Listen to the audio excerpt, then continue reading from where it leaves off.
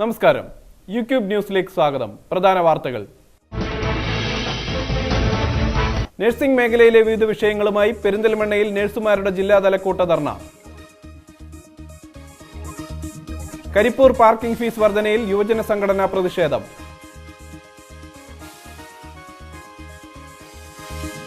മുട്ടുങ്ങൽ ദുർഗാദേവി ക്ഷേത്രത്തിലെ പൊങ്കാല മഹോത്സവം ഭക്തിസാന്ദ്രമായി. ഞാൻ അജീഷ് കല്ലൂർ. വാർത്തകൾ വിശദമായി. നഴ്സിംഗ് മേഖലയിലെ വിവിധ ആവശ്യങ്ങൾ ഉന്നയിച്ചുകൊണ്ട് Kerala government nurses association Perinthalmanna ജില്ലാതല കൂട്ടധർണ നടത്തി. മരുന്നുകളുടെ വില നിയന്ത്രണാധികാരം പുനഃസ്ഥാപിക്കുക, സർക്കാർ ആശുപത്രികളുടെ ആവശ്യമരുന്നുകളുടെ ലഭ്യത ഉറപ്പുവരുത്തുകയും വിലക്കയറ്റം തടയുകയും ചെയ്യുക, സ്റ്റാഫ് നഴ്സ് തസ്തികയിലേക്ക് PSC വഴി നിയമനം നടത്തുക, ശമ്പള പരിഷ്കരണം നടപ്പിലാക്കുക, രോഗി നഴ്സ് അനുപാതം പാലിക്കുക തുടങ്ങിയ ആവശ്യങ്ങൾ ഉന്നയിച്ചുകൊണ്ടാണ് ധർണ സംഘടിപ്പിച്ചത്. Kerala government nurses association Malappuram ജില്ലാ കമ്മിറ്റിയുടെ ആഭിമുഖ്യത്തിൽ പെരിന്തൽമണ്ണ ജില്ലാ ആശുപത്രി പരിസരത്താണ് ജില്ലാതല കൂട്ടധർണ സംഘടിപ്പിച്ചത്. ധർണാ സമരം CITU ജില്ലാ പ്രസിഡന്റ് V ശശികുമാർ ഉദ്ഘാടനം ചെയ്തു. മലപ്പുറം ജില്ലയിൽ മഞ്ചേരിയിലുള്ള ജില്ലാ ആശുപത്രി മെഡിക്കൽ കോളേജാണ്. തിരൂരിലും പെരിന്തൽമണ്ണയിലും ഉണ്ടായിരുന്ന താലൂക്ക് ആശുപത്രി ജില്ലാ ആശുപത്രിയാണ്. ഇവിടെയുള്ള ബോർഡ് ജില്ലാ ആശുപത്രി എന്നാണ്. പക്ഷേ ഒരു ജില്ലാ ആശുപത്രിയാക്കാൻ, താലൂക്ക് ആശുപത്രിയാക്കാൻ അല്ലെങ്കിൽ മെഡിക്കൽ കോളേജ് ആക്കാൻ ഗവൺമെന്റ് ഒരു നടപടി സ്വീകരിക്കുമ്പോൾ അതിനാവശ്യമായ മുന്നൊരുക്കം നടത്തുന്നുണ്ടോ? ആ മുന്നൊരുക്കം നടത്താതെ കേവലം കയ്യടിക്ക് വേണ്ടി ഇത്തരം നടപടികൾ സ്വീകരിക്കാമോ? ഇത് ഗൗരവമായ പ്രശ്നമാണ്.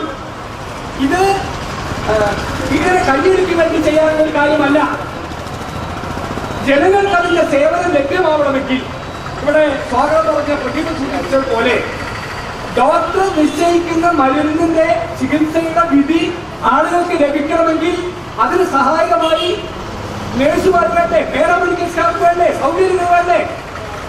ആ സൗകര്യങ്ങളൊന്നും ഉറപ്പുവരുത്താതെ ഞങ്ങൾ ഇതാ ഒരു തീരുമാനമെടുത്തിരിക്കുന്നു. അതിന്റെ ആനുകൂല്യം, അതിന്റെ സൗകര്യങ്ങൾ മുഴുവൻ നഴ്സുമാർ ചെയ്യണം. അതിന് NRH പോലുള്ള സംവിധാനങ്ങളോട് ഒരു ഉറപ്പുവരുത്തിയിരുന്ന സ്റ്റാഫിന്റെ എണ്ണം പോലും വെട്ടിച്ചുരുക്കുക എന്ന് പറഞ്ഞാൽ ഇത് ജനങ്ങളോടുള്ള യുദ്ധപ്രഖ്യാപനമല്ലെങ്കിൽ മറ്റെന്താണ്? ഇവിടെ ഏതാ ഇതിനെ പ്രതിഷേധിച്ചുകൊണ്ട് KGNA ഒരു സമരം നടത്തി. ഒരു ദിവസമോ 2 ദിവസത്തെ ഈ പ്രശ്നം ആവശ്യമായത്ര സ്റ്റാഫിനെ നിയമിക്കണം എന്നാവശ്യപ്പെട്ടുകൊണ്ടൊരു സമരം നടത്തി. ആ സമരത്തെ എങ്ങനെയാണ് താലൂക്ക് ആശുപത്രിയിലെയും ജില്ലാ ആശുപത്രിയിലെയും അധികാരികൾ ഒരു കരടായി കണക്കാക്കുന്നത്? ആ സമരത്തിൽ പങ്കെടുത്ത നഴ്സുമാരെ, അവിടെ ഉണ്ടായിരുന്ന താൽക്കാലിക ജീവനക്കാരെ അവർ ഞങ്ങൾ പറഞ്ഞ് കേൾക്കുന്നില്ല എന്ന ചെറിയ ബുദ്ധിയിൽ മാത്രം പ്രയോഗിച്ച് ഈ പെരിന്തൽമണ്ണ താലൂക്ക് ആശുപത്രിയിലെ ഒരു സ്റ്റാഫിനെ, ഒരു താൽക്കാലിക ജീവനക്കാരനെ പിരിച്ചുവിടുന്നത് വരെയിലേക്ക് നമ്മുടെ അധികാരികൾ എത്തുന്നത്. ഇവരുടെ തലയിൽ എന്താ? ഞാൻ പറയുന്നില്ല നമ്മുടെ സ്റ്റാഫ് തോന്നിയതുപോലെ പെരുമാറണം. KGNA പ്രവർത്തകർ സംഘടനാ ശേഷി ഉപയോഗിച്ചുകൊണ്ട് എന്തെങ്കിലും ധിക്കാരം നടത്തണമെന്ന് ഒരാൾ പറയില്ല. നമ്മുടെ നാട്ടിലെ ചുമട്ടു തൊഴിലാളികൾ നോക്കുകൂലി വാങ്ങുന്നതിനെ ശക്തമായി എതിർത്ത് നിലപാടെടുക്കുന്ന ഒരു സംഘടനയുടെ ആളാണ് ഞാൻ. ആ രംഗത്ത് CITU എന്ന സംഘടന പ്രവർത്തിക്കുന്നുണ്ട്. KGNA അവരുടെ സംഘടന ശേഷി ഉപയോഗിച്ചുകൊണ്ട് ആശുപത്രിയുടെ ഡിസിപ്ലിനെതിരായി എന്തെങ്കിലും ചെയ്യുന്നുണ്ടെങ്കിൽ അതിന് എന്റെ വർത്തമാന ന്യായമല്ല. പക്ഷേ ന്യായമായ ആവശ്യങ്ങൾ ഉന്നയിച്ചുകൊണ്ട് പൊതുവായ കാര്യങ്ങളുമായി ബന്ധപ്പെട്ട മുദ്രാവാക്യം ഉയർത്തി അവർ സമരം നടത്താൻ അവർക്കല്ല ആർക്കാണ് അവകാശമില്ലാത്തത്? നമ്മുടെ ആരോഗ്യ രംഗത്ത് എല്ലാം തൃപ്തികരമാണെന്ന് അവകാശപ്പെടാൻ പറ്റുമോ? അട്ടപ്പാടിയിലെ കുട്ടികൾ ഓരോ ദിവസവും മരിച്ചു വീഴുന്ന വാർത്ത കേരളത്തിലല്ലേ നടക്കുന്നത്? അവിടെ നഴ്സുമാരുടെ സംഘടനയും ഡോക്ടർമാരുടെ സംഘടനയും പറയുന്നത് എന്താണ്? അവിടെ ഉള്ള സൗകര്യങ്ങൾ ഉറപ്പുവരുത്താൻ ഗവൺമെന്റിന് കഴിയുന്നില്ല. ഡോക്ടർമാർക്ക് ഗ്രാമീണ സേവനം ഉറപ്പാക്കുകയും അങ്ങനെ ഡോക്ടർമാർക്ക് ഗ്രാമീണ സേവനം ഉറപ്പാക്കുന്ന ഡോക്ടർമാർക്ക് PG പ്രവേശനത്തിന് എന്തെങ്കിലും ആനുകൂല്യങ്ങൾ നൽകുകയും ചെയ്യുന്ന തരത്തിൽ പോളിസി ചേഞ്ച് ചെയ്യാൻ നടപടി സ്വീകരിക്കുന്നുണ്ടോ? അങ്ങനെ ആരോഗ്യ രംഗത്തുള്ള നിരവധിയായ പ്രശ്നങ്ങൾക്ക് പരിഹാരം കാണാതെ സമരം പാടില്ല.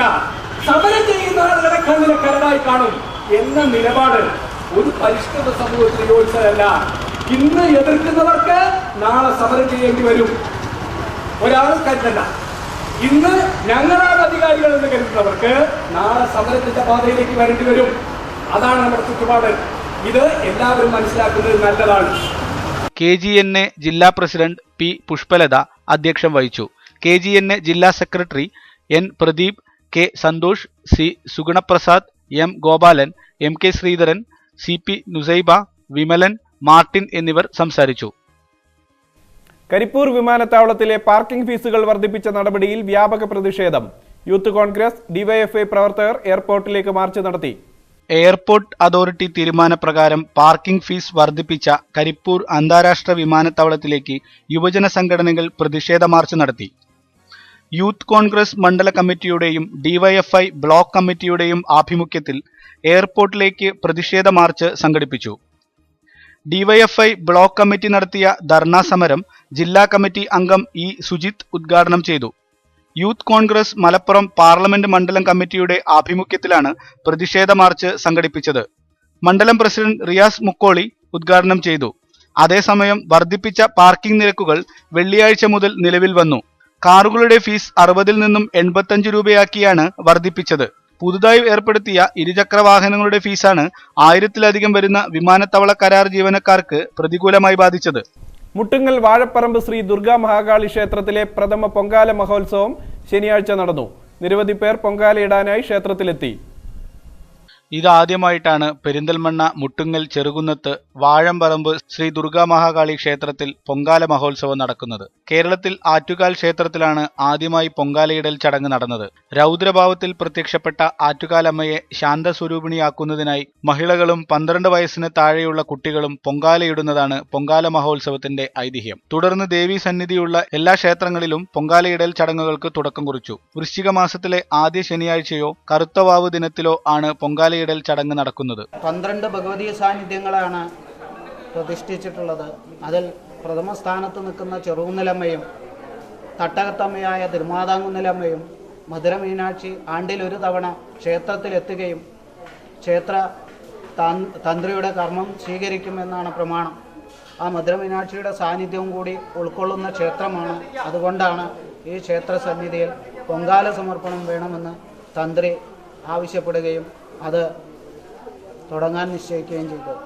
ഭണ്ഡാരടുപ്പിൽ നിന്നും ക്ഷേത്രതന്ത്രി ബ്രഹ്മശ്രീ പന്തലക്കോടത്ത് നാരായണൻ നമ്പൂതിരിയും ട്രസ്റ്റി ഒടുവിൽ സുബ്രഹ്മണ്യനും തീ പകർന്നു നൽകിയതോടെ പ്രഥമ പൊങ്കാലയിടൽ ചടങ്ങിന് തുടക്കമായത്. പെരിന്തൽമണ്ണ ഏകദേവി ക്ഷേത്രമായ മുട്ടുങ്ങൽ വാഴംപറമ്പിൽ ശ്രീ ദുർഗാക്ഷേത്രത്തിൽ 100-ൽ പരം മഹിളകളാണ് ആദ്യമായി നടന്ന പൊങ്കാലയിടൽ ചടങ്ങിൽ പങ്കെടുക്കാനെത്തിയത്. പെരിന്തൽമണ്ണ നെഹ്റു സ്റ്റേഡിയത്തിൽ നടക്കുന്ന കുട്ടികൾക്കുള്ള ഫുട്ബോൾ കോച്ചിംഗ് 3 വർഷം പിന്നിടുന്നു. നഗരസഭയുടെ കീഴിലാണ് കുട്ടികൾക്ക് പരിശീലനം നൽകുന്നത്. ഒഴിവു ദിവസങ്ങളിൽ വൈകിട്ട് 4 മുതൽ 6 വരെയുള്ള 2 മണിക്കൂർ സമയമാണ് കുട്ടികൾക്ക് ഫുട്ബോൾ മത്സര പരിശീലനം നൽകുന്നത്. നഗരസഭയുടെ ആഭിമുഖ്യത്തിലാണ് പെരിന്തൽമണ്ണ നെഹ്റു സ്റ്റേഡിയത്തിൽ വെച്ച് കുട്ടികൾക്ക് പരിശീലനം നൽകുന്നത്. 50 കുട്ടികൾക്കാണ് ഒരു ബാച്ചിൽ പരിശീലനം നൽകുന്നത്.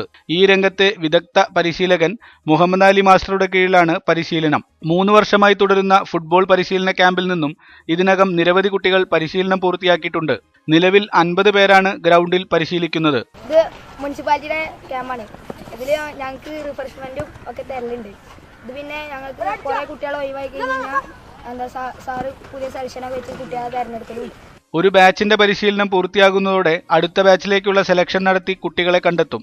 നഗരസഭയുടെ തന്നെ കീഴിലുള്ള നെഹ്റു സ്റ്റേഡിയത്തിൽ ഫുട്ബോൾ പരിശീലനം നൽകുക, ഭാവിയിലേക്കുള്ള മികച്ച താരങ്ങളെ വാർത്തെടുക്കുകയാണ് ക്യാമ്പിന്റെ ലക്ഷ്യം. എല്ലാ വീട്ടിലും പച്ചക്കറി കൃഷി എന്ന ആശയവുമായി പെരിന്തൽമണ്ണ ബ്ലോക്ക് പഞ്ചായത്ത് പുതിയ പദ്ധതിക്ക് രൂപം നൽകുന്നു. ബ്ലോക്കിന് കീഴിലുള്ള എല്ലാ വീടുകളിലും പച്ചക്കറി സ്വയം പര്യാപ്തതയാണ് ലക്ഷ്യം. ഹാഡ, NRGS, നബാർഡ് തുടങ്ങിയ ഏജൻസികളുടെ സഹായത്തോടെയാണ് പദ്ധതി തയ്യാറാകുന്നത്.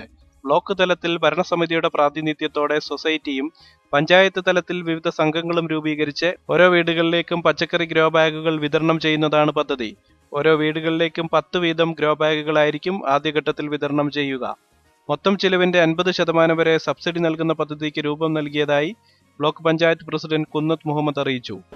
NRGSലെ തൊഴിലാളികളെ വെച്ച് NRGSലെ തൊഴിലാളികൾ നമുക്ക് 40% അതിന് വേണ്ട മെറ്റീരിയൽസ് വാങ്ങും. അപ്പം നമ്മൾ ഗ്രോ ബാഗ് നമ്മൾ വാങ്ങുന്നുണ്ട്. ഗ്രോ ബാഗ് നമ്മൾ തന്നെ NRGS വെച്ചിട്ട് നമ്മളത് വിലക്ക് വാങ്ങുന്നു. അതിന് വേണ്ട വളങ്ങൾ നമ്മൾ വിലക്ക് വാങ്ങുന്നു. പിന്നെ അതിൻ്റെ മേൽമണ്ണാണ് നമുക്കതിന് വേണ്ടത്. മേൽമണ്ണ് നമ്മൾ എന്താ വെച്ചിട്ടുണ്ടെങ്കിൽ തൊട്ട് ഭാഗത്തുള്ള നമ്മുടെ റോഡ് സൈഡിലുള്ള മേൽമണ്ണ് വെള്ളം പോകുന്നതിന് വേണ്ടി ഉള്ള ഭാഗങ്ങൾ നമ്മളെടുത്ത് ഇവിടെ കൊണ്ടുവന്നിട്ട് ആ മണ്ണും അതുപോലെ തന്നെ ചകിരിനാരൊക്കെ നമുക്ക് അത് വില കൊടുത്ത് വാങ്ങിയതിന് ശേഷം NRGS പഠിക്കാൻ വെച്ച് നമുക്ക് ഈ ആളുകളെ വെച്ചുകൊണ്ട് എന്ത് ചെയ്യുക വെച്ചാൽ ഇത്തരം ഗ്രോ ബാഗ് നിർമ്മിക്കും. ആ ഗ്രോ ബാഗ് നിർമ്മിക്കുമ്പോൾ നമുക്ക് എന്ത് ചെയ്യുക വെച്ചാൽ ഒരു വീട്ടിലേക്ക് 10 തൈകൾ എന്നുള്ള നിലക്കാണ് നമ്മൾ വിതരണം ചെയ്യാൻ ഉദ്ദേശിക്കുന്നത്. സംഘങ്ങൾ കേന്ദ്രീകരിച്ച് അത്യുത്പാദന ശേഷിയുള്ള പച്ചക്കറി വിത്തുകൾ കൃഷി ചെയ്ത് അവയെ ഗ്രോ ബാഗുകളിലാക്കി വീടുകളിലെത്തിക്കുന്ന പദ്ധതിയിലൂടെ സൊസൈറ്റിക്കും സംഘങ്ങൾക്കും ഒരുപോലെ വരുമാനം ലഭിക്കുമെന്നും അധികൃതർ കണക്ക് കൂട്ടുന്നു. ഡിസംബർ മാസത്തോടെ പദ്ധതി ആരംഭിക്കുമെന്ന് block panchayat president Kunnath Muhammad, vice president C Ambujakshi എന്നിവർ അറിയിച്ചു. പ്രധാന വാർത്തകൾ ഒരിക്കൽ കൂടി. നഴ്സിംഗ് മേഖലയിലെ വിവിധ വിഷയങ്ങളുമായി പെരിന്തൽമണ്ണയിൽ നഴ്സുമാരുടെ ജില്ലാതല കൂട്ടധർണ. കരിപ്പൂർ പാർക്കിംഗ് ഫീസ് വർധനയിൽ യുവജന സംഘടനാ പ്രതിഷേധം.